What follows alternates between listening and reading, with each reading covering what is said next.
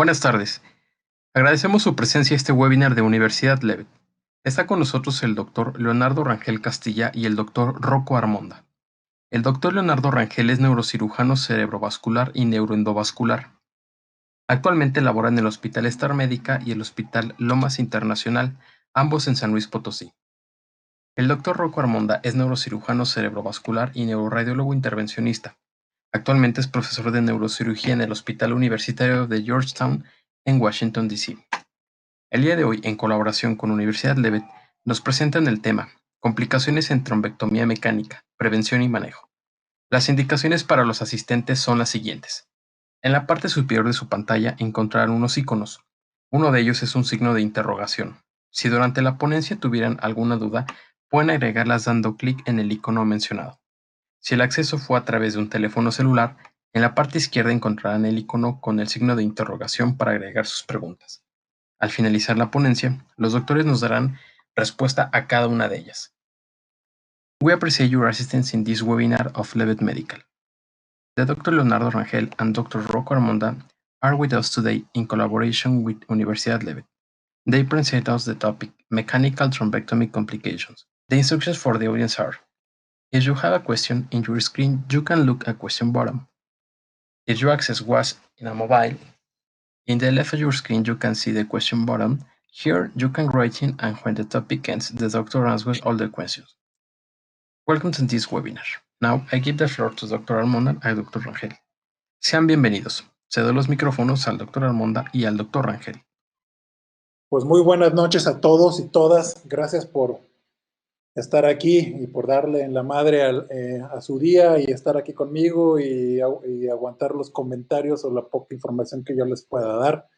Realmente lo que el doctor Armonda nos tiene que presentar es lo sustancioso y es quien es el experto en este tema. Voy a darle la bienvenida al doctor Rocco en inglés y después voy a continuar mi plática en español. Welcome, Rocco Armonda. Rocco and I have been friends for several years now, and he has been a good friend and very good endovascular neurosurgeon who had shared so many great cases.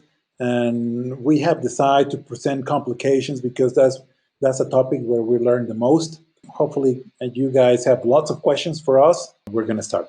Rápidamente, la trombectomía mecánica es un procedimiento neuroendovascular que cada vez hacemos con mayor frecuencia.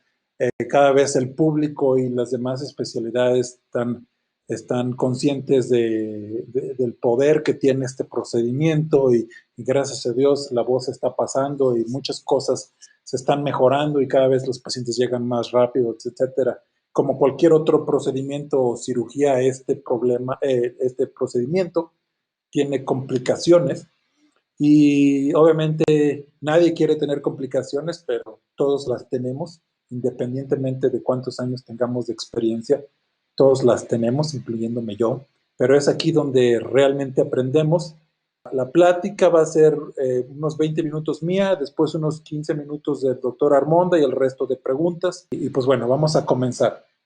Lo mejor que hay que hacer para tratar las complicaciones, pues es prevenirlas, es no tenerlas. Entonces, cada que tengamos un procedimiento de una trombectomía, hay que estar muy bien preparados. No queremos encontrarnos en esta situación en donde vamos a empezar alguna cirugía y no contamos con todo el material que vamos a necesitar durante nuestro procedimiento. Entonces, que no nos agarren con las manos en la masa y realmente hay que estar listos desde un principio. Todo mundo tiene diferente manera de hacer este procedimiento. Cada quien tiene la forma femoral o radial, cada quien usa un catéter diferente y todo es válido. Siempre y cuando el resultado sea el mismo, todo es válido. El procedimiento de trombectomía no es en realidad un procedimiento para andar calando el nuevo catéter que el representante de Stryker me está diciendo que use o el representante de diferente compañía está diciendo que use. Esto es un procedimiento lo cual es rápido y queremos estar preparados y siempre tener todo nuestro equipo listo. Por ejemplo, esto es lo que ven en su pantalla, lo que yo normalmente uso. Acceso femoral. 90% de las veces el acceso radial solo solo si sé que es un stroke de fosa posterior, si no siempre nos vamos femoral. Mucha gente usa el acceso 8 o el 6, yo en lo personal uso el 8 para poder tener un acceso grande en caso de que yo necesite algo más, para estar preparado y no estar cambiando accesos y tener un catéter y que ya tuvo un sangrado, no. Siempre uso el mismo catéter guía, es el Neuron Max.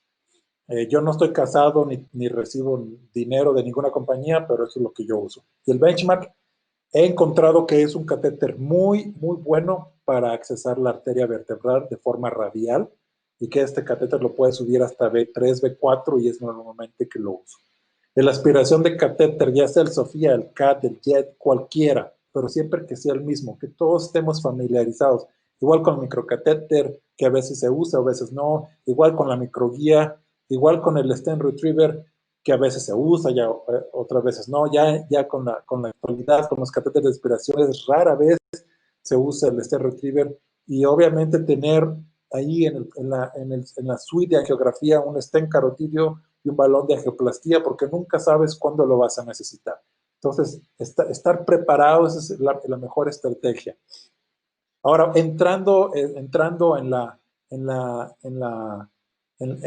bueno, voy a regresar a este video después.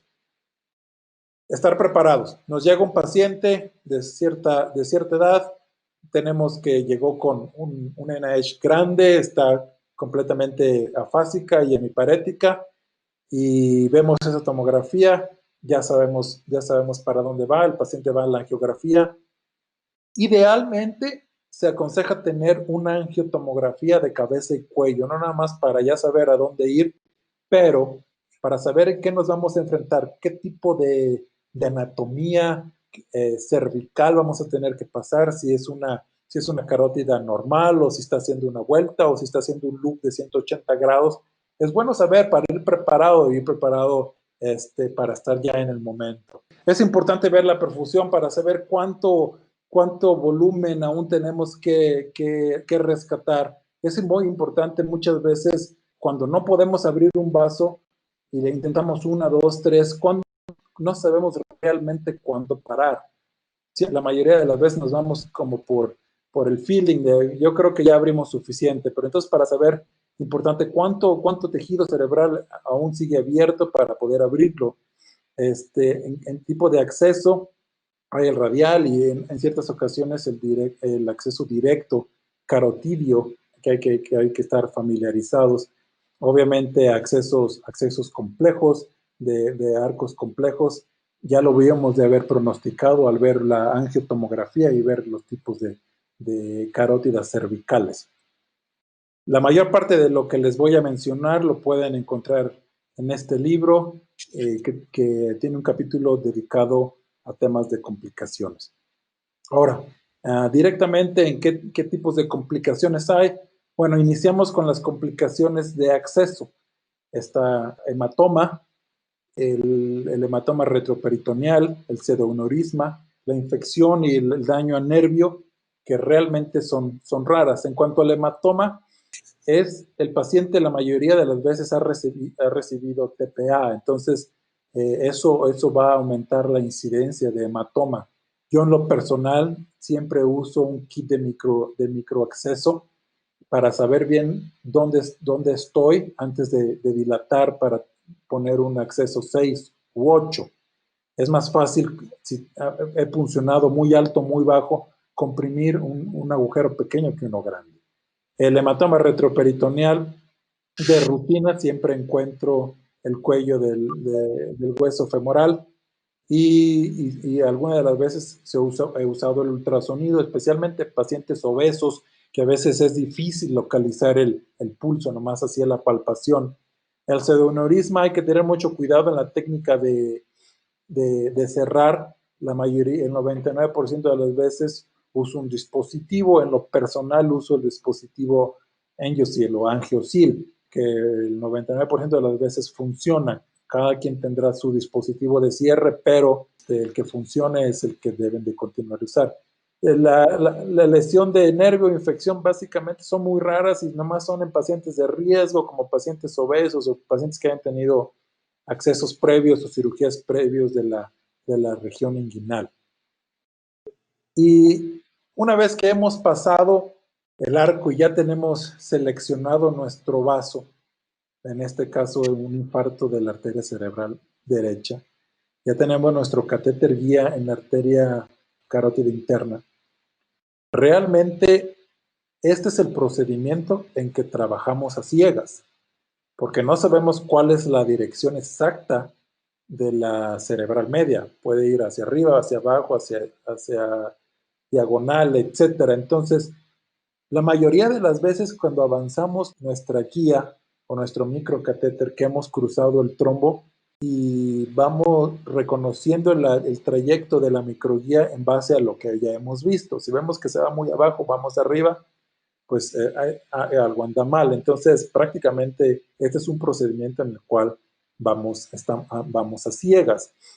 Entonces, esto de ir a ciegas nos va a presentar la complejidad o el problema de que podemos perforar un vaso. Como ya lo dije, es porque no vemos la anatomía y la mayoría de las veces vamos y como vamos sintiendo la microguía, el como catéter. Para los residentes o fellows que nos están viendo, obviamente este feeling es con la práctica. Esto no se desarrolla de la noche a la mañana. Y en esa curva de aprendizaje podemos perforar. Entonces, cuando algo no entra suave, no hay que forzarlo. Una de las cosas para diagnosticar o prevenir una perforación, yo en lo personal, y esto es escuela de la Universidad de Buffalo del doctor Sadiki, siempre hacer una microinyección o una inyección antes de desprender el stent retriever o antes de sacar el catéter de aspiración con el coágulo para saber que no sea perforado, porque una de los mismos tratamientos en caso de que, o de las técnicas en caso de que hemos perforado, pues es dejar el coágulo. El mismo coágulo lo dejas y evita que haya más flujo a través de esa perforación y causar un hematoma más grande, que en presencia de TPA, pues aún va a ser peor. O hemostasis con algún balón intracraneal temporal. Les voy a presentar un caso, me puede decir Irving si están viendo el video. ¿Están viendo el video correr? Sí, doctor, ya está corriendo.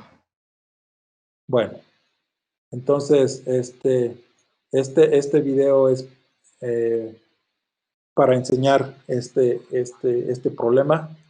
Aquí en este procedimiento ya hemos accesado a la arteria carótida interna izquierda. Como los mencioné, vamos con un Neuron Max. Vamos subiendo hasta llegar a la carótida interna.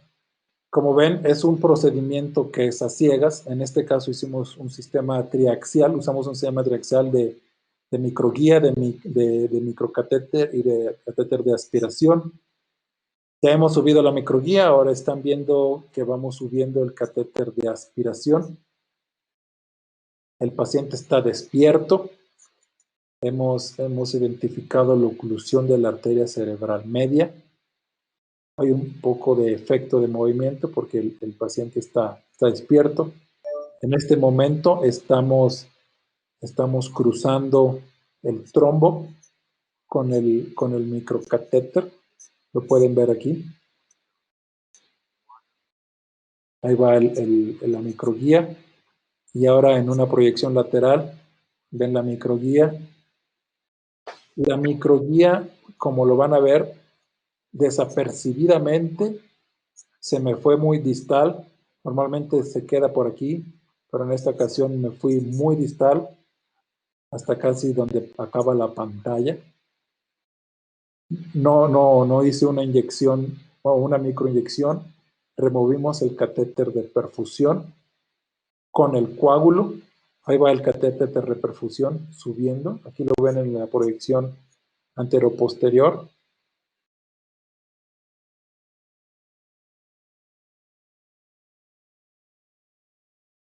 Subimos el stent retriever.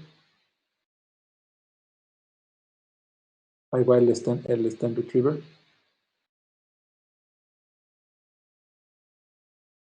y ya lo estamos liberando. No hicimos una microinyección y no hicimos una inyección previa a la colocación del stent retriever. No supimos que habíamos perforado por cuestión de tiempo, por cuestión de aceleramiento. Y una vez que tenemos el stent retriever, nos dimos cuenta de que había una extravasación. Y no tiene que ser una perforación del vaso principal de la arteria cerebral media. Como pueden ver aquí, aquí hay contraste que se quedó atrapado, que quiere decir que hemos perforado y hemos inyectado contraste en el parénquima a través de la perforación. Entonces, lo que hicimos fue recapturar el stent retriever con el catéter de aspiración y aunque abrimos parcialmente la arteria, el paciente, el paciente desarrolló, aún pueden ver el contraste que quedó, el paciente desafortunadamente falleció. Es una de las complicaciones, no se siente muy bonito presentarlas, pero yo creo que todos aprendemos. La segunda complicación, y que todos las hemos tenido, es el tromboembolismo o la fragmentación de un coágulo. ¿Por qué pasa eso? ¿Por qué pasa la fragmentación? Muchos atribuyen a que el uso del TPA va a suavizar el coágulo y la misma circulación va a aventar estos fragmentos a otros territorios nuevos. Es más común cuando se usa el stent retriever. ¿Por qué? Porque el haber cruzado la lesión con la microguía y con el microcatéter hacen que pudiéramos desprender pedazos del fragmento y que se vayan a distalmente.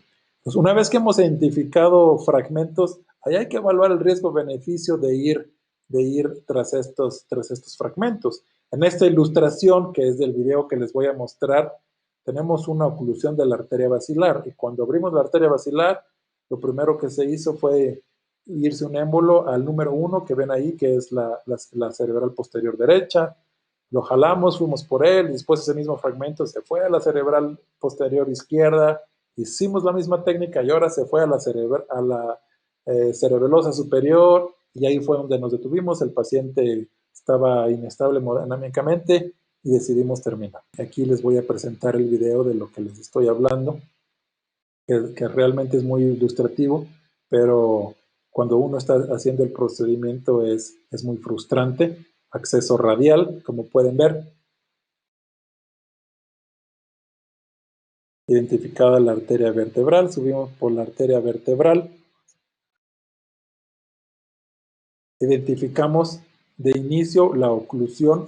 La oclusión inicial era basilar, pero con el TPA, cuando llegamos a la sala de hemodinamia, lo que ya estaba ocluido pues fue la cerebral posterior derecha. Entonces, con la misma técnica del stent retriever, fuimos a la arteria cerebral posterior derecha, la abrimos, ahí hicimos la microinyección para asegurarnos de que no tengamos la extravasación que habíamos platicado. Y después de liberar el stent retriever, nos dimos y sacar el coágulo, nos dimos cuenta de que parte del coágulo ahora se fue a la cerebral posterior. Entonces, de la misma manera y las mismas técnicas, fuimos a abrir la cerebral posterior izquierda.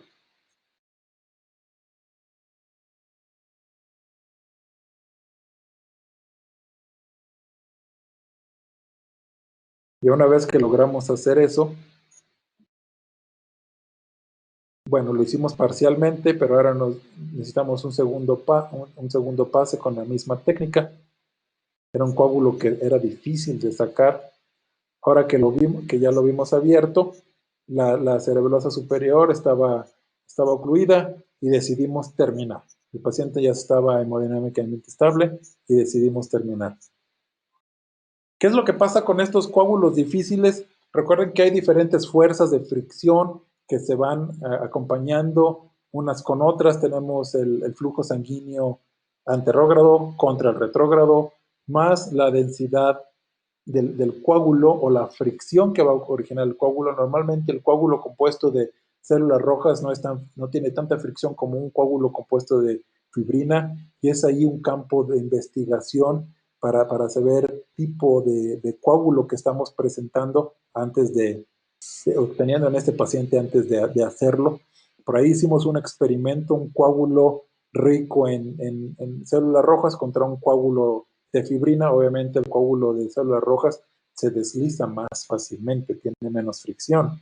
De la misma manera pasa cuando se va a aspirar. En este caso, aquí vemos, estamos aspirando un coágulo de células rojas contra un coágulo de aspirina, el coágulo perdón, no de aspirina, de fibrina. El coágulo de fibrina no se aspira de mejor manera. Entonces ahí hay un campo de investigación muy bueno que pudiéramos nosotros desarrollar y de antemano saber qué tipo de coágulo es. Otra vez, ir preparados. Aquí el mensaje es ir preparados. Y le cedo la palabra al doctor Rocco. Great. Leonardo, thank you for the introduction. And so this is a recent case I would like to share with everyone on a patient who was COVID positive, who came in the middle of the night a couple weeks ago. It's always difficult to talk about your complications, but that's where the area for greatest learning occurs. And I think this is a great case to demonstrate that. So it's said that there's 3 ways to learn wisdom. One is by reflection, which is the noblest. One is by imitation, which is easiest. And as in this case shows, by experience, which is the bitterest. So hopefully everyone here will learn by reflection and imitation and avoid my experience as demonstrated in this case. The complication in this case that we'll talk about has to do with a catheter delamination and a resulting traumatic CC fistula during a thrombectomy. So this is a 60-year-old African-American female who had a left-sided paralysis and facial droop. She was brought in by her daughter. She also had an associated cough and was what we call a person under investigation for suspected COVID-19. She had a history of hypertension. Her last seen normal was at 1 o'clock. She arrived at the emergency room at 1:54 a.m. The stroke team was contacted at 1:55. She underwent a CT, CTA, and rapid scan to evaluate her cerebral blood flow, the core, and the penumbra at 2:35, and we were called at 02:54. She received IV TPA at 03:18, and she underwent intubation before she went to the IR suite at 03:43. Her NIH stroke scale was 18. The reason why we intubate these patients is to prevent a couple things. One is because of the suspected COVID, so that she doesn't aerosolize virus in the angio suite, and also is for protection and control during the thrombectomy itself to keep her totally immobile and under anesthesia. The problem is that after you've intubated the patient, there's about a 20-minute period where you still have aerosolized virus particles in the room. So we try to do this in the emergency room where there's a negative pressure room and opposed to the angio suite. So this is a timeline of the procedure. Her last known normal, as you see here, is at 1. The code 1 team was called when she arrived to the emergency room. So fairly expeditious up until the point after the CTA is being done. And you can see that there's a more prolonged period to get these patients intubated and then get them to the angio suite. And part of that has to do with the fact that we can't immediately take these patients down to the angio suite after intubation. It's usually a 20-minute period of post-intubation before we can start moving. She's on the table at 03:55 a.m. and we start the case at 04:15. And we'll talk about the actual procedure itself. The second pass, we did 2 passes, and the procedure was over by 5:48. So as a precaution for these patients with the COVID infection, since we don't have testing done that's rapid enough to immediately determine if they're positive or not, they're considered persons under investigation. Like I said, they're intubated in the emergency room, not in the IR suite. but we have to have two teams. We have two techs and two nurses, and we have full PPE on over our lead. That's an N95 mask, a face shield, gown, double glove. So it's a big logistic challenge in terms of bringing two teams in the middle of the night. One team works in the angio suite, and the other team is in the control room. So if we need extra equipment or we need a runner or labs, that's the tech and the nurse who's in the control room. This way we don't cross from the red zone into the green zone. This is her CT non-contrast study that was done before the CTA scan. And you can already see evidence of low densities. I have a static image of this on the right hemisphere. This is the CTA that shows an occlusion of her right MCA with the ACA open, the ICA open. And this is her static CT scan in terms of her aspect score. So her aspect score was already a 5 after only about an hour and a half, almost 2 hours after her stroke. So it's a poor aspect score, but she's on the younger side at 60. So we proceed then with what's called a rapid scan to look at what is the core of the infarct versus what is the penumbra. So this is a software package based on the time of flight of the contrast. And in this assessment, the pink, the color you see here, corresponds to the core, and the green corresponds to the penumbra. So it's a much larger penumbra. It's a fairly large core, though, at 50 cc's. It's at the upper margin for treatment, but the mismatch is almost 2.4 cc's. Part of the problem also is that the core here involves the motor strip. So even if you get revascularization to this penumbra, you may still lose that portion of the motor strip, is one of the issues. But hopefully you'll be able to keep leg fibers and avoid the need to have to put her through a hemicraniectomy. This is our initial angiogram as we started. So this is a 4 French diagnostic catheter that shows evidence of a right M1 occlusion and pretty, on the AP view, pretty brisk collateral circulation. Again, this is with her asleep under anesthesia, with totally immobile. So good collateral circulation there. Looks like a pretty straightforward M1-2 occlusion. But as was previously mentioned by Leonardo, is that you don't know exactly what the course of that MCA is. You don't know if the MCA is coursing upward, downward, or if it's at a bifurcation, as he demonstrated, where you could have almost a saddle embolus, an embolus that bridges two different branches. So all of a sudden the machine shuts down. We're having problems with our lateral. This is a biplane suite. So we had to stop in the middle of the procedure for about 8 to 10 minutes and do what's called a hard reboot. Basically turn the machine off and then turn it back on. So after about 8 minutes of waiting, we repeat the angiogram. We see the same M1 occlusion. Really no change. She had gotten TPA IV during just before the procedure. So at this point, what we typically do is we bring an exchange wire up into the right side, and her anatomy seemed pretty straight, uncomplicated.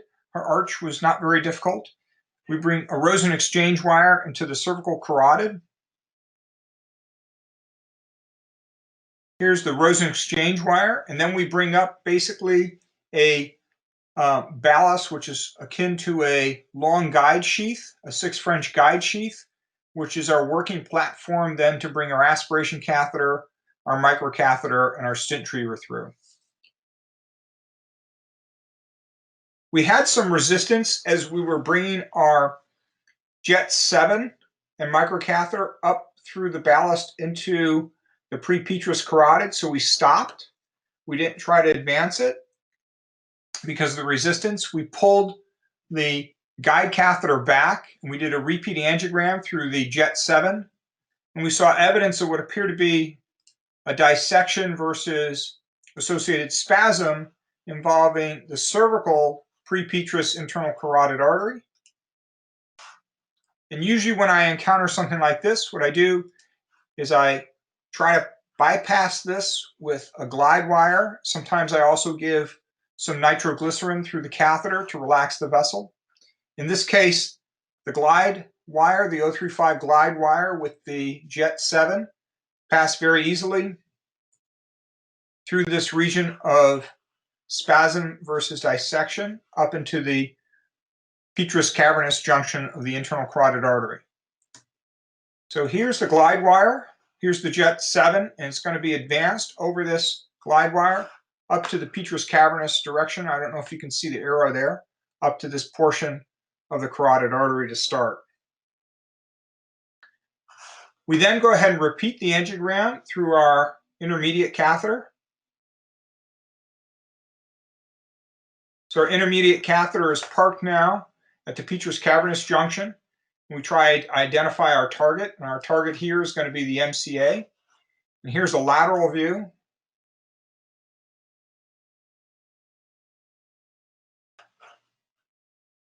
So here's our guide sheath. Here's our Jet 7. And this is basically showing the lateral anatomy. This is cross-filling to the opposite carotid from cross-fill, and going to give us a view of our anatomy as we course towards the right M1. Static images. So we want to bring our microcatheter up into this direction, and then we'll do a microangiogram through that branch to make sure that we're intraluminal. So I usually use a Headway 21 microcatheter and a micro wire through the Jet 7, and I bring that up into the M23 junction. So now you can see basically the micro wire and the microcatheter, and the Jet 7 has been now advanced up into the M12 junction. So this is the 021 headway with a, I think it was a Shikai 014 wire that I used. At this point now, after we did the microangiogram, we're deploying the embo trap. Here's our guide sheath. That's our Jet 7. And the embo trap is being deployed. I think I have a better view of that. Here's the stentriever of the embo trap being deployed now from that M23 all the way down to the M1. And the microcatheter is then withdrawn, and the embo trap is deployed for about 5 minutes, so it gets good apposition and good purchase of the thrombus. This is after our first pass, and what I did with the first pass is I brought the thrombus back with the stentriever into the Jet 7. I didn't feel any resistance, so I kept the Jet 7 up in the cavernous carotid and retrieved the entire thrombus and the embo trap back out of the Jet 7 itself. There were some large pieces of very fibrinous looking clot, probably very platelet rich. And we aspirated the catheter, and then we repeated the angiogram. And what we're seeing here on the AP view basically is that there's some revascularization at the MCA bifurcation with persistent thrombus at the MCA. So at this point, we plan to make a second pass. So keeping the aspiration catheter above the area of the previous spasm and dissection, we now bring our microcatheter back up through the Jet 7 and back into the MCA. So this is what our working projection looks like. Here's our Jet 7 right at the petrous cavernous junction. And then we're going to come out into this larger branch of the MCA with our microcatheter again. And here's the microcatheter again out into that larger branch with the embo trap being deployed. This is now after retrieval of the embo trap. Again, the Jet 7 is in the cavernous carotid artery. We didn't feel much resistance as we withdrew the embo trap, but we got more clot. And we were pretty happy with this initial run. It looks like maybe a Tiki 2B. Most of the branches are all filling. I then did not move the catheter, but I did a magnified run. So here it is, a static image. Shows that that big MCA bifurcation appears to be open. Most of the MCA branches are open posterior parietally. maybe slower filling in the frontal area, but greater than 50% appear to be filling. And then I did another run, and lo and behold, I saw this. And what that is, it's a traumatic CC fistula with a tear that's in the cavernous carotid artery, with all the flow from the carotid artery shunting immediately to the cavernous sinus and through the inferior petrosal veins and superior orbital veins. Here's a static view of that, showing the cavernous sinus rapidly filling with contrast from the carotid artery injection. So at this point, I don't really know what caused that. So I withdrew my Jet 7. The Jet 7 is now out of the body, and I notice that the Jet 7 is deformed. It's unraveled, and I don't see the distal tip.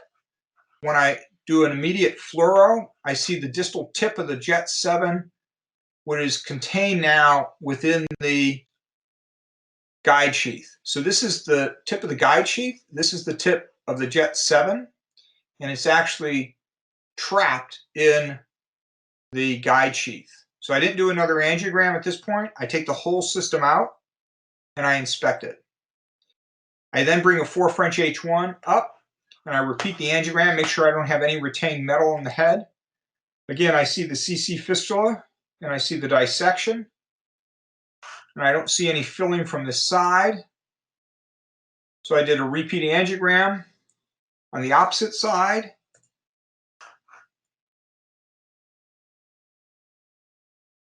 So this is from the left internal carotid. And I see filling of the fistula, but I also see some partial filling of the MCA, some retrograde filling of the MCA. So at this point, given everything that she's been through, I decided to stop with the plan to bring her back down another day to treat the CC fistula. There's no cortical venous drainage. It all drains inferiorly. So there's no evidence of, concern about an actual vessel disruption intracranially. We do a CT scan on the table, what's called an expert CT.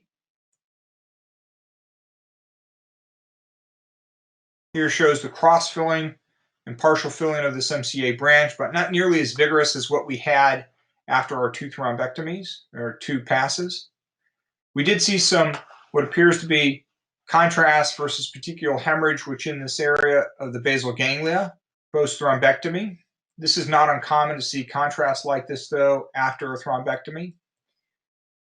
This is the sequence of the case. It shows the time on the table, the time we got access, the time where the machine was down for the reboot, the time we got the guide sheath, the ballast in place, the time of the first pass in terms of preparation, placement of the Jet 7, getting the Jet 7 into the Petrous cavernous carotid with the glide catheter, getting our microcatheter position, doing our microangiogram and M3, deploying the embo trap at first pass, removal of the embo trap, repeat Jet 7 angiogram, and then the second pass, and then evidence of the CC fistula, and then removal of the Jet 7 and the ballast out, and then repeat angiogram right and left internal carotid, and then angioseal and end of case with expert CT.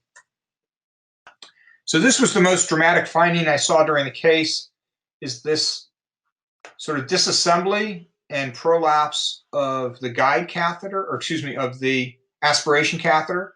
So this is the Jet 7 aspiration catheter, and the tip has basically prolapsed out of the catheter. So that this tip of the Jet 7 is actually right here. It's stuck inside of the long ballast, which is the long guide sheath, the 6 French guide sheath, with unraveled coils. So the distal tip of the assembly became unraveled, the inner PTFE sheath prolapsed, and the tip became disassociated and got stuck in the guide sheath itself. So when you look at the Neuron Max, it basically is the guide sheath. We use a ballast very similar. The Jet 7 goes through that assembly of the Y. The distal tip is one of the largest distal tips, but it's a coil and not a braid, and we'll talk a little bit about that difference. We didn't use a 3 Max. We used in our assembly a microcatheter. So the Jet 7 has this coil with the tip. and it's a PTFE covering. And compared to the Sofia, it has a different assembly at the end. So the Sofia is a different type of aspiration catheter that I usually use. What we found is that when we did a search in the FDA, the US FDA database, we found actually 227 records in the MAUDE database. That's MAUDE. And it reports basically manufacturer, user, facility, device experience. And in this MAUDE database, which I wasn't aware of before this case, we found over 227 records of dysfunction of the JET 7. Many of these were very similar to the case that we described, some of which involved vessel tear of the MCA with death, and some involved prolapse of the catheter, disassembly of the catheter, and tear of the ICA. Some involved just kinking of the catheter and removal of the catheter. But it's quite a few cases from the time period of basically 2018 until 2020. We also saw a dysfunction reported of 500 cases of the Penumbra 068 and 06 catheter since 2015. Now, we compare that to the Sofia aspiration catheter that we've used in the past, and that's a braided catheter, very navigable. We usually use the 125 for the MCA aspiration. Its difference is that the distal tip has this complex braid and opposed to just a coil. And we only found basically 10 records in the MAUDE database with actual catheter dysfunction, and opposed to the 227 of the JET 7 and the 500 of the ACE variety catheters. We also looked up other catheters that we haven't really used as much, such as the Catalyst aspiration catheter. Again, the catheter, the Catalyst, that has a coil, but it also has a braided complex. There were 62 records of dysfunction, but that's over almost a 4-year period. We also looked up the REACT catheter in the MAUDE database that has a reinforced both coil and braid system, and it seems like the braid system is more protective for delamination or protrusion of the coil itself, because that only had 1 record of dysfunction.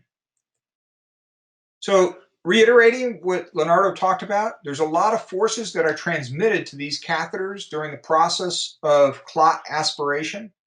There could be forces that transmit to the MCA trunk with deformity of the trunk. There could be forces that are transmitted between the combination of the clot and the catheter.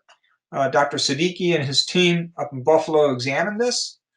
And that very same slide that Leonardo shared, sort of based on this idea of an embolus with resistance to movement and retrieval, creates a series of these forces. These forces basically resist the withdrawal of the clot, and they can be transmitted to the catheter itself. These clots, especially those, as Leonardo talked about, can be very pugnacious. They can be very resistant, especially those that are fibrin rich, and they can basically condense and become stuck to the vessel wall itself. Friction of the thrombus goes up as the clot becomes more compressed. And that may have been part of the problem that we had in this particular patient, especially given her COVID status. And what we saw was primarily what appeared to be fibrin-rich clot. This is an excellent slide that Dr. Siddiqui and his team at Buffalo put together. It shows different size catheters, and a larger bore catheter with a Stintreaver. You're going to have forces at the tip of the catheter that basically oppose the direction of the Stintreaver. As the Stintreaver and the clot goes into the catheter, there's going to be forces on the tip that then push on the tip and may have, in this case, caused prolapse of the tip, unwinding of the coils, and disassociation of the tip from the rest of the distal assembly. So we've gone to the use of the Cerenova Stintreaver, and maybe the combination of the Cerenova Stintreaver and the JET 7 with a very dense fibrous clot is not the way to go. And that's something where we'd like to study this under a glass model to get better information, but it may generate forces that cause then the stent retriever or the catheter to then injure the wall of the vessel, as we saw in this case. What happens then is that most likely this particular configuration of the catheter, which we didn't appreciate until the catheter was out of the system, probably ruptured the cavernous carotid artery as an angiogram is being done through the catheter with this distal assembly completely protruding from the catheter tip. And you can't see this under X-ray because this is radiolucent. So that's all I have for this presentation. Unfortunately, the patient did very poorly as a result of the CC fistula. She later expired from her COVID. This is a follow-up scan I can show you. This is immediately post later that day that showed areas of ischemia on the right hemisphere. The previous area of contrast resorbed a little bit. This is unfortunately the next day, and the next day you see evidence of progression of ischemia that now involves basically a ground glass appearance of both hemispheres, and the family withdrew care on the fourth day. Ok, thank you, Dr. Rocco. Gracias. Vamos a comenzar con las preguntas, ya nos están dejando algunas. La hace Luis Suazo. ¿Considera mayor nivel de complicaciones con stent retriever que con aspiración solamente?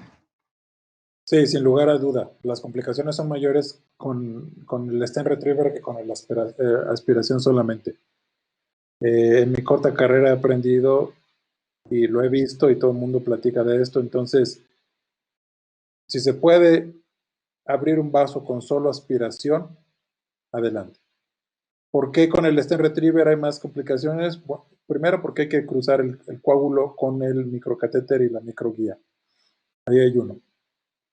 El segundo, el stent retriever puede dañar el endotelio. La mayoría de las veces no pasa nada, pero lo puede dañar. Y como ya vimos, la interacción de catéter de aspiración con el stent retriever puede causar ese tipo de complicaciones. Entonces, como resumen, sí, la respuesta es sí, hay mayor complicación con stent retriever que con aspiración. De acuerdo, gracias, doctor. Tenemos una pregunta más para el doctor Rocco. Dr. Rocco, which catheter do you use before JET 7?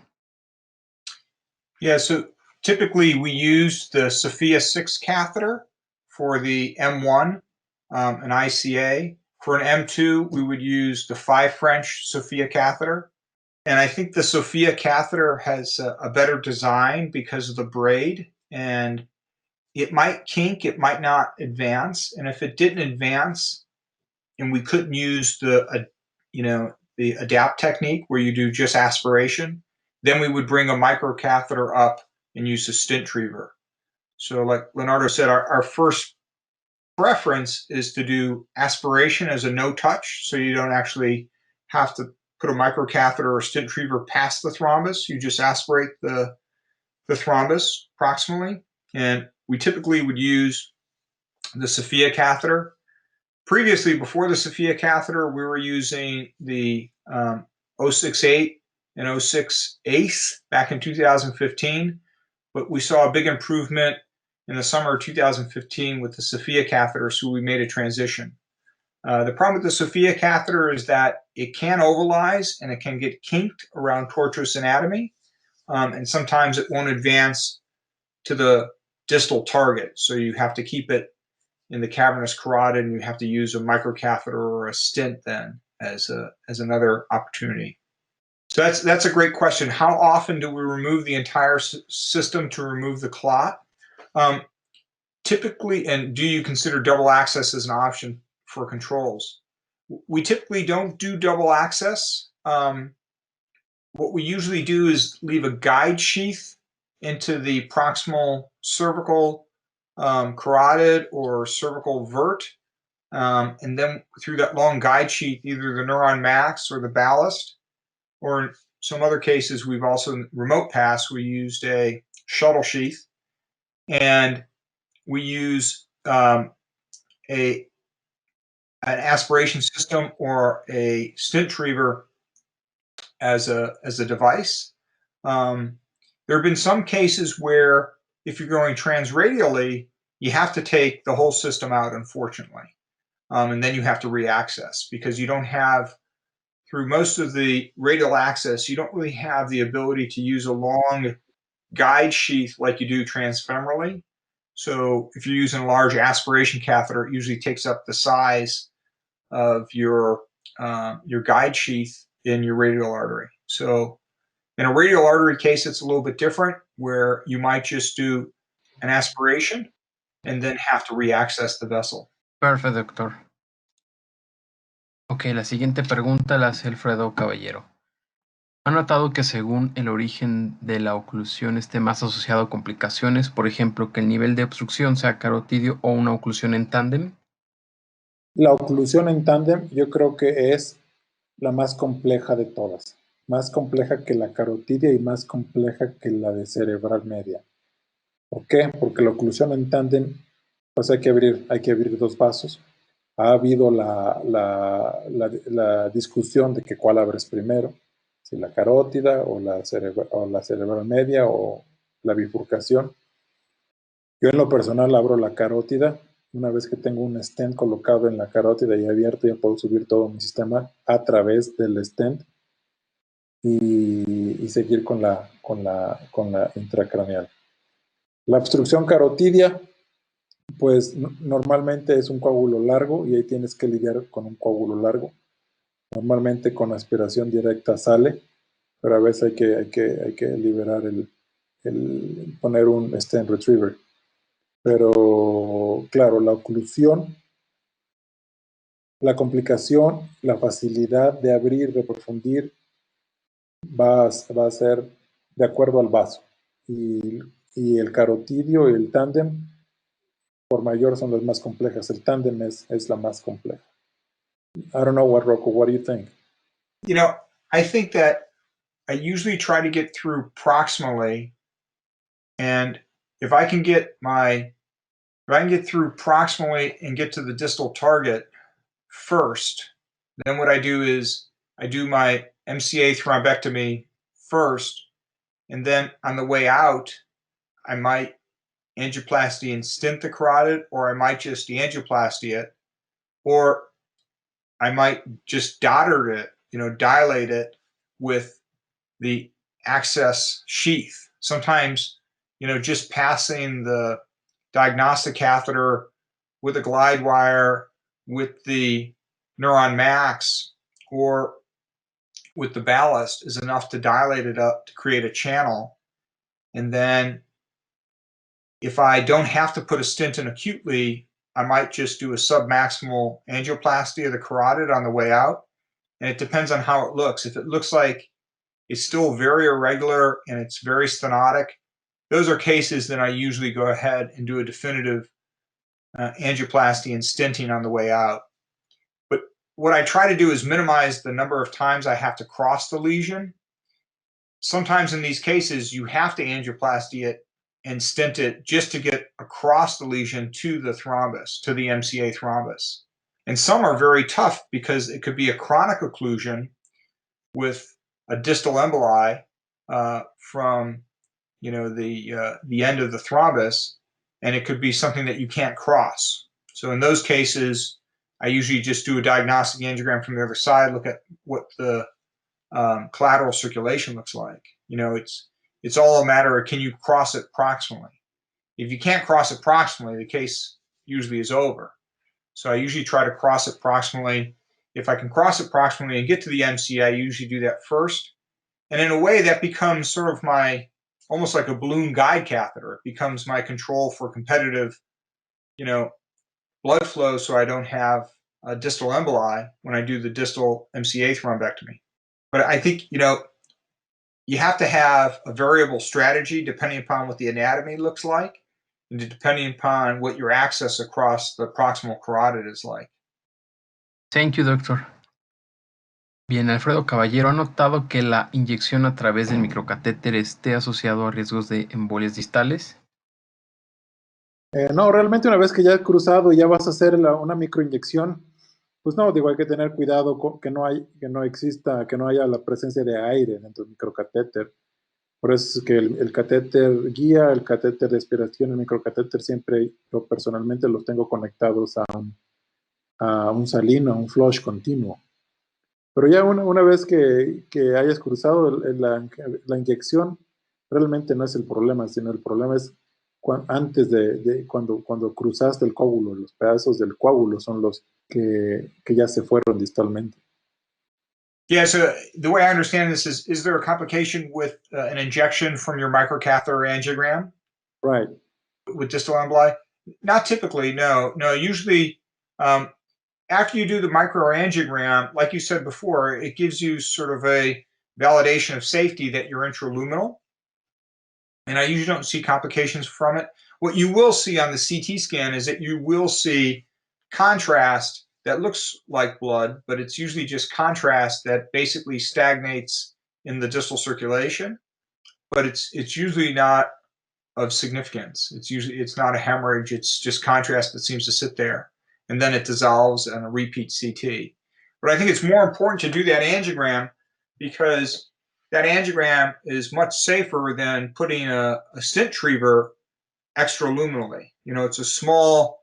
If you do perforate, it's going to be much smaller than if you make a big hole with a very stiff, stent triever, which will tear the vessel in half. Bien, la siguiente pregunta la realiza Cindy Andrea Díaz Becerra. Nos dice, ¿qué recomiendan realizar después del tercer pase con stent retriever sin lograr recanalización exitosa? Cerrar y hablar con la familia. What do you do, Rocco, after 3 passes with a stent retriever? You keep trying or you quit? So if I'm getting progress, let's say I start with an ICA occlusion and I get clot out, now it's an MCA occlusion, and I get clot out, now it's an M2 occlusion, I might continue. There's 2 times I stop. Once is that if I go past an hour, I just stop. That's too long, and complications tend to increase. We're usually not making forward progress. And then I don't chase clot beyond M2. So if you're seeing some improvement, then you continue. But if you see no improvement after 2 or 3 passes, especially after 3 passes with the stent retriever, with aspiration, then I usually stop because it's usually something that's going to end very poorly. It's usually underlying intracranial atherosclerotic lesion that you're not going to be able to treat with the stent retriever, and a balloon might rupture the vessel in most cases. And I guess it also depends where you're at and the patient's age. If it's posterior circulation, it tends to be a higher percentage of intracranial atherosclerotic disease. If it's a proximal M1 and you can't traverse the proximal M1, very proximal right off the ICA bifurcation, that might also be intracranial atherosclerotic disease. So then I usually am much more conservative. It's good to also consider in these cases to do a microangiogram once your stent retriever is deployed before you withdraw it, to see if the vessel opens up, to see if your stent retriever is actually opening up the vessel. Because if it's an underlying intracranial atherosclerotic lesion, you may not see much blood flow, even with your stent retriever across the lesion. Okay, thank you, doctor. Next question. Good night, excellent presentation. My question for Dr. Leo and Dr. Rocco, in case of having an incidental drilling will be the next step, suspending the thrombosectomy, or which strategy you use in your experience? Sí, yo pienso que una vez que ya tengas una perforación, lo que tienes que hacer es parar. Si la perforación ha sido de un vaso mayor, no de una pequeña perforante, pudieras intentar colocar un balón y taponar la perforación temporalmente, pero sí, de que hay que suspender, porque ya ese cerebro ya no se salvó, ya la complicación está hecha y ya se perdió todo. What do you think, Rocco? So if you have a perforation, the question is, where's the perforation? Is it something that is a large perforation where you would consider gluing the vessel, or occluding the vessel as a, life-saving intervention, with a balloon, maybe inflate a balloon and try to occlude the vessel with the balloon, if it's a large vessel. If it's a small vessel, we do all of our cases under general anesthesia. So if it's a small vessel, we usually just stop. Sometimes we actually have the microcatheter into the vessel, and just a microcatheter in the vessel might cause it to stop. And then we do a CT on the table and see what the size of the hematoma is. It all depends upon the size of the vessel. These are very difficult vessels to close. I mean, you're talking about you'd have to embolize and sacrifice portions of the MCA trunk and divisions if you had a ruptured, MCA. And if in some cases, the patient may not do as poorly as you might suspect because they have good collateral circulation. And if you can preserve the lenticular striates, you could actually repair the vessel, not necessarily repair the vessel, but you occlude the vessel, let's say, with either NVCA or with Onyx. But they're usually pretty harrowing situations. So basically, yeah. How do we handle intracranial vessel rupture? If it's in the subarachnoid space, what you want to do is you want to tamponade. So you want to reverse the anticoagulation. You want to stop the bleeding. Usually the best way to stop the bleeding is with a parent artery sacrifice, a microballoon. But it takes time to prepare a microballoon. It takes time to prepare Onyx or NVCA. So it depends upon the size of the vessel. If it's a small vessel, like I said, you might be able to tamponade it with your microcatheter or with a coil. You could probably even consider the use of using coils to do parent artery sacrifice if it's a small, MCA bifurcation vessel. But these are usually situations that you try to avoid. And the way we try to avoid this is, with meticulous technique with our microcatheters. We're feeling any resistance with our microwire and our microcatheter as we advance the system. It's a complication that when you do encounter, you have to consider the role for parent artery sacrifices, basically, in many cases, depending upon the size of the vessel. In our case, where it was a CC fistula, that's different because it's not an intracranial vessel tear. It's not in the subarachnoid space, and it's not bleeding into the brain. So that's a little different. You can come back and embolize that in some cases. In her case, she did very poorly because of poor overall morbidity with her COVID-19 and her pneumonia. But in other cases, you might come back and actually treat the CC fistula in a day or so with transvenous embolization usually. Thank you, Doctor. Next question.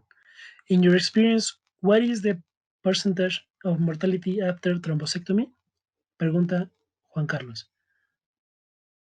Yeah, so I said about 10%. We have about a 10% death rate, let's say, in the perioperative period, meaning either on the table or within the first 24 to 48 hours afterwards, as a result of the procedure. So it's not very high, the mortality. The real question is, how many of these patients are you able to revascularize and reverse their deficit? And, we're probably on the order of maybe 30%. We're not nearly as high as some of the studies that say 60%. And I think that has a lot to do with our patients' comorbidities. We have a lot of patients with very poorly controlled blood pressure, a lot of renal failure patients, a lot of severe multi-organ failure patients who are on, basically heart valves, AFib, cardiac dysfunction with internal defibrillators. So overall, they don't do as well. Getting the vessel open, we're able to do that maybe in 60 to 70% of cases, but having the ability to reverse the stroke is probably closer to 30 to 40%. But our mortality tends not to be nearly as high. It's probably closer to 10%. It's okay. Thank you. Next question. In case that after the thrombosectomy still is a segment of vessels with partial occlusion without improvement of the angioplasty with valve, they would recommend the leave a stent in this segment? By Eduardo Lizarazo. Normalmente yo no dejo un stent luego, Sí, solo hago una angioplastía submaximal angioplasty con balón. Y normalmente esto es suficiente. Si veo que aún persiste una estenosis del 80% más, entonces, mientras el vaso esté abierto, ahí me detengo y en segundo tiempo, en algún segundo procedimiento, una vez, una vez dado el medicamento antiplaquetario adecuado al paciente, en los 2 o 3 días siguientes traigo al paciente y le coloco un stent intracraneal. What do you Yeah, think, Robert? I absolutely agree. I think a submaximal angioplasty is much safer than putting a stent in, where the stent can basically be a traction for platelet activation and lead to later occlusion of the vessel. You know, if you think about the size of most of the intracranial vessels, the ICA, the MCA, if you can get the vessel up to approach 2 millimeters or larger, that's usually sufficient for flow, meaning the proximal M1 and the ICA. You don't have to get it to a 5 millimeter ICA, because by 2 millimeters, it's usually not as significant from a flow standpoint. After 2 millimeters, you're usually beyond the point of less than 50% stenosis. So you don't really have to get the vessel, you know, to its nominal diameter. In fact, that usually results in the vessel rupturing. You're better to have a vessel that allows, you know, greater than 50% flow than risk rupture of the vessel with the use of a stent and further angioplasty, or have the stent get occluded. The stent also commits you to dual antiplatelets, aspirin, Plavix, and that also increases the risk of hemorrhagic transformation of your stroke. And there's also a higher risk of acute stent thrombosis in strokes. If you look at, you know, where in the WEAVE trial where they do use intracranial stenting, those are all delayed stent placement, usually anywhere from 7 to 14 days after their stroke. So they're not as thrombogenic typically, and they're pre-medicated. Thank you, Doctor. Eduardo, give thanks. Next questions.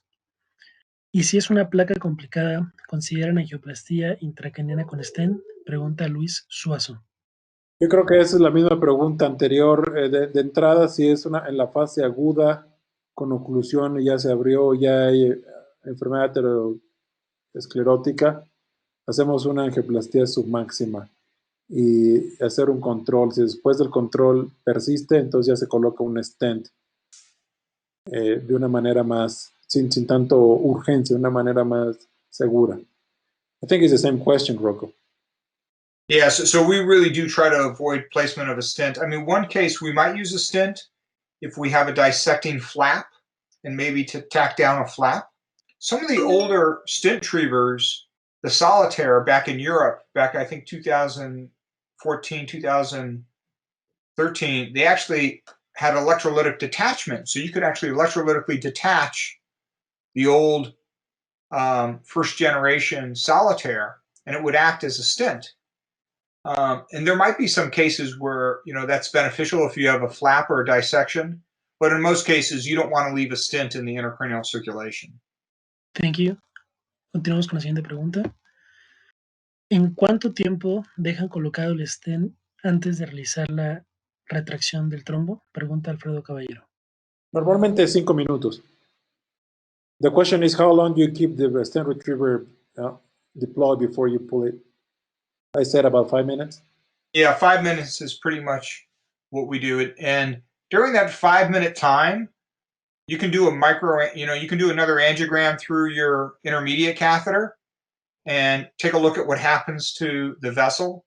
It's just you have to be patient, because that's the time period where the stent basically engages and embeds itself into the thrombus. And if you don't wait that 5 minutes, sometimes you don't really have as good of a retrieval of the thrombus as you would otherwise. Gracias. Siguiente pregunta. En caso de una perforación, ¿por qué no colocaron coil transitoriamente sin liberar por unos minutos? Pregunta Luis Suazo. Sí, esa es una muy buena estrategia. Yo creo que es una muy buena opción. Totalmente de acuerdo. Colocar un coil temporalmente y después sacarlo, hacer una angiografía y ver si ya se detuvo el sangrado. Yo creo que esa es una excelente idea. Yeah, I'm not sure if that's going to work. The problem with the coil is that it might make the hole bigger. It might create thrombus. It might work. It depends what's the size of the vessel, if it's a terminal hole in the vessel or if it's a side branch. Like in the case you showed a side branch, that may not be as severe. So it's hard to tell whether the coil is going to help or hurt depending upon where the hole is, basically. It depends what's the size of the vessel, maybe to have a protocol in place where you can give protamine, reverse the heparin, control the blood pressure so they don't get hypertensive and as a result, control the ICP as a result. Try to do the procedures perhaps under general anesthesia, But as in most cases, it's a complication that's best avoided. Opinion about balloon gate catheter by Alfredo Pedros. Yo en lo personal no lo uso. Me hace innecesario y pienso que es un paso más en el que estar pensando y yo en lo personal no lo uso. How about you, Rocco? What do you think of a balloon guide? Yeah, exactly the same thing. We haven't found it useful and we have not used it. The problem with balloon guide catheters is that they don't necessarily prevent distal emboli. They're much stiffer. They're harder to get into the correct position. They can cause local trauma at the carotid artery. We just have not found them nearly as useful. And I'm not a believer that it makes a difference with the balloon guide catheter. Entendido. Continuamos con la siguiente pregunta. Do you use any anticoagulation during the procedure? Alfredo Pedros. Yo normalmente, si el paciente recibió TPA, no uso heparina. Si el paciente no recibió TPA, uso unas 3,000 a 4,000 unidades de heparina. Yeah. What is your protocol, Rocco? Yeah, so we have some patients who are within the TPA window, and they'll get TPA IV. We have heparinization. We use heparin in our perfusion bags, but we don't give them any extra anticoagulation. We don't give them aspirin or Plavix. We don't bolus them with heparin or anything. Yeah. But if the patient did not receive TPA? They don't receive TPA. We don't use any additional, intraluminal, IA TPA as a routine. We just try to do a direct thrombectomy. I think there's a higher complication rate with using some of the intraarterial thrombolytics, especially depending upon where the clot is. But if you have someone with no TPA, would you give them a bolus just as a precaution for the procedure, like any other endovascular procedure? So what we do is we have 10,000 units of heparin in our bag that perfuses the guide sheath. Okay. We have 5,000 units of heparin in the bag that perfuses the intermediate catheter, and our microcatheter has 5,000 units in it as well. So they're getting heparin through continuous. All the flushes. That's right, through the flushes, exactly.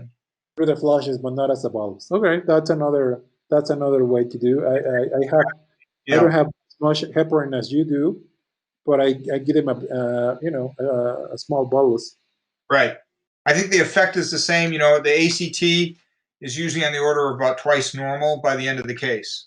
Yeah. Con respecto a trombectomía en vasos distales, ¿han tenido alguna experiencia? Alfredo Caballero.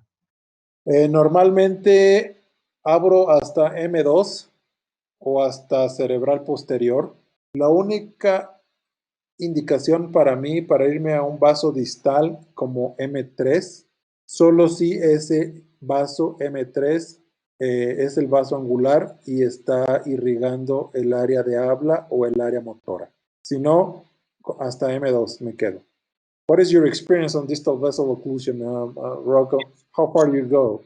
Usually M2. We try not to go to M3. And if there's a big perfusion defect on the rapid, and the core is small, but the perfusion defect looks large, we'll be more aggressive with going after an M2. If it's an older patient and they have good collateral circulation and the stroke scale is low, then we're more conservative. If it's a younger patient, dominant hemisphere with a large perfusion, small core, we're more aggressive. So it depends on the age, the stroke scale, and what the perfusion abnormality looks like. We'll go up to M2, but usually not past M2 to M3. We try not to go into M3. How about an M3 that goes directly into motor area? So I have in the past for a young patient gone after, but not with a stent retriever, but with just super selective microcatheterization and TPA. But that's pretty rare. I mean, usually once you get out into the M3, you have to anchor your microcatheter and your stent retriever out pretty far. And the problem with some of those vessels is that there's a higher risk for perforation. And the question is, what's the benefit versus the risk? I think the risk increases with some of the stiffness of the stent retrievers. Now, some of the stent retrievers are smaller, on the order of 3 millimeters, and there might be safer out there. I think the Mini Trevo is one that works. The Mind Frame, the smaller one, might work. But usually I'm a little bit more conservative. It's usually a division, M2 division, that we usually target. Muy bien, ¿existe una relación entre la posición del stent retriever y la probabilidad de no recanalización? Pregunta Cindy Andrea Díaz Becerra. If the stent retriever is in a smaller branch, you're less likely to open up an MCA bifurcation. If the stent retriever goes through the thrombus and is in a bigger division, a bigger branch, you're likely to basically pull the embolus out that's at that bifurcation, is sort of the way I interpret it. So if you have a clot that is at a bifurcation, you want to direct your microcatheter into the bigger of the two branches. The problem is you can't tell which branch is bigger because they're both absent, is the problem. So it's a blind path. Right. So I think you understand the question, because she's asking again in a different way, what is the right ideal position of the stent retriever placement if, for example, we have a thrombi M1 pre-bifurcation segment.